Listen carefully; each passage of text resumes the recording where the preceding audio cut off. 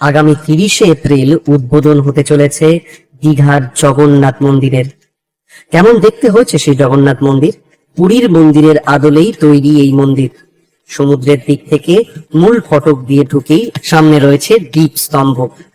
পুরীর জগন্নাথ মন্দিরের মতোই রয়েছে 4টি দুয়ার।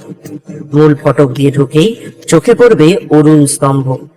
অরুণ স্তম্ভের উল্টো দিকেই রয়েছে সিংহ দুয়ার। সিংহ দুয়ারের পেছন দিকে রয়েছে ব্যাঘ্র দুয়ার। মন্দিরের দিকে মুখ করে দাঁড়ালে পা দিকে হস্তি দুয়ার, ডান হাতে পড়বে অশ্ব দুয়ার। পুরীর মন্দিরে যেমন বাইরে থেকেই দেখা যায় জগন্নাথ দেবের মূর্তি, তেমনি দীঘার মন্দির দিয়ে প্রবেশ করেই দেখা মিলবে জগন্নাথ দেবের। তাহলে তৈরি তো দীঘায় জগন্নাথ দেবের দিব্য দর্শনের জন্য?